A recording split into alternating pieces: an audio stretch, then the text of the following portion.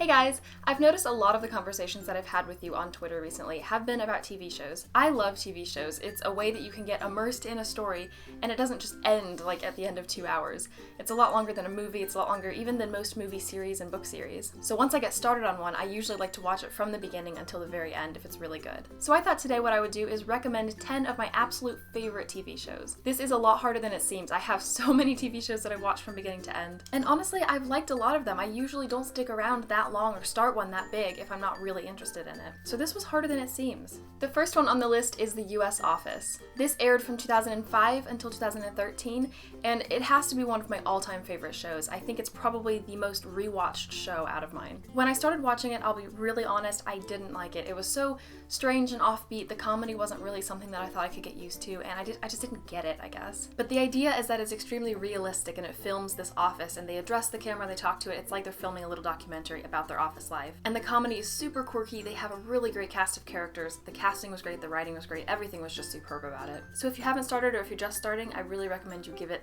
a couple seasons to kind of get going. The second show on my list is Merlin, which aired from 2008 to 2012. This is 5 seasons of pure fantastical wonderfulness. It takes a spin on King Arthur legends in a way that I've never seen before. I know there are lots and lots of retellings of this, but it goes back and it goes for young Arthur when Uther is the king and young Merlin.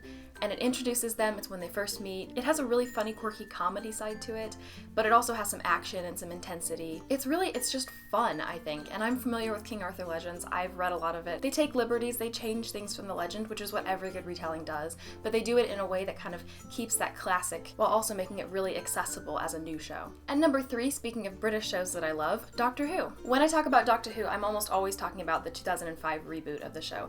I haven't seen that much of the older stuff. It's a little bit too dated for me, honestly. I know the stories are probably really good. I've read some of the canon information and stuff like that in order to fully get myself immersed into the 2005 reboot. But the 2005 version really did a great job at keeping the original feel of the show. It brought back a lot of the Doctor's adversaries and stuff like that, and sort of gave them a little bit more of a newer touch, but they're still classically the same thing. And I love that the show has so much potential just to keep going with the Doctor's regenerations. You can constantly cast a new actor and get a new spin and try a new thing with the show, and it never gets old, it never gets boring. You have a new doctor, you have a new companion, you have a new writer, which gives it a little spin. I really think the show is timeless. And the fourth show is Game of Thrones. The TV series started in 2011. It's a little bit rougher than I usually watch. There's a lot of violence and explicit content. I don't typically like to watch this. I don't even typically read books like this, and books tend to be a little easier to handle explicit content for me. But the show is just so good. It has a huge cast of characters. You can't possibly get attached to all of them. And also characters have a lot of internal changes, so a character that might seem really great at first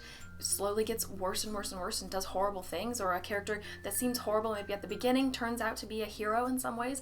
It's completely realistic in the way that it's not cookie cut. There's not good and bad, and good fights bad, and either good wins or bad wins, or whatever, the ending is. Show number 5, quite a different genre here, Friends. This show aired from 1994 to 2004. It's sort of one of those epic things that everybody from the 90s knows about, and it's dated, I mean, let's get real. But that's one of the things that I think actually makes it kind of charming. There's not a whole lot of depth, but that's not the point of this show. The point of the show is just to be funny and lighthearted. I'm currently in season 10, which is the last season, so I can say pretty certainly that from season 1 all the way until the end, it stays consistently funny and consistently fun.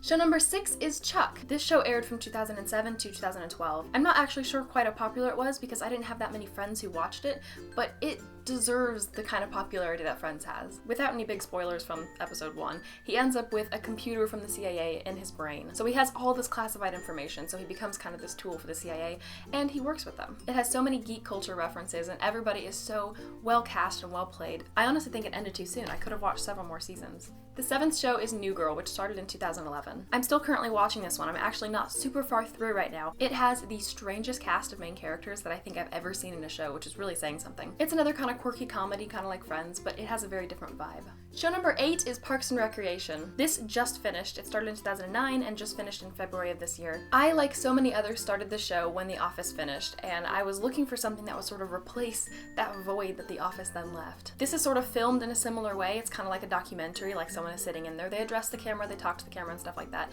just like The Office, but do not watch it just with the intention of filling the void of The Office, because it's very different. It's wonderful in its own right, and I wish it hadn't been compared so much. I might find it a little extra funny just because I am from the Midwest, and it makes fun of a lot lot of stereotypes about the Midwest. Some of them are exaggerated, of course, because it's TV, but others are so spot on true that it's so hilarious. The 9th show is Castle. This started in 2009 and is still airing right now. Several years ago, basically all of the television that I watched were detective series and crime drama. I watched Monk and Psych and Castle and The Mentalist and a bunch of those shows, NCIS, NCIS LA. And I still watch those, I still really enjoy them, but one of the only shows that's kind of stuck, one of the only ones that I'm still as enthusiastic about now as I was then, is Castle. Maybe part of it is because the main character is a writer, maybe part of it is because the main character is Nathan Fillion. Also, the mysteries in Castle tend to be a little bit creepier in a way. While some crime drama tends to be a little more political or focused on technology or psychology or something, Castle's murders tend to be very dramatic and intense. So that's probably the reason I find it more captivating and interesting. The 10th and last show on my list is The Big Bang Theory. This started in 2007 and is still airing today. I have no idea when it's going to end, but it's had a really long run and I don't really see it slowing down. Of mainstream television, this show is really unique because most of the main cast of characters are really nerdy. They have PhDs, they're really into science, they're really into nerd culture as well. Mostly it's a lighthearted comedy, it's not something you take too seriously, but at the same time, Sheldon is constantly correcting people's common knowledge of scientific facts or grammar even, which I love. And even though most of the cast are nerds, there's a lot of variation between their personalities and the way they approach their subject and their field, and basically they're still all really well-rounded, so it still makes for a really fun, entertaining show.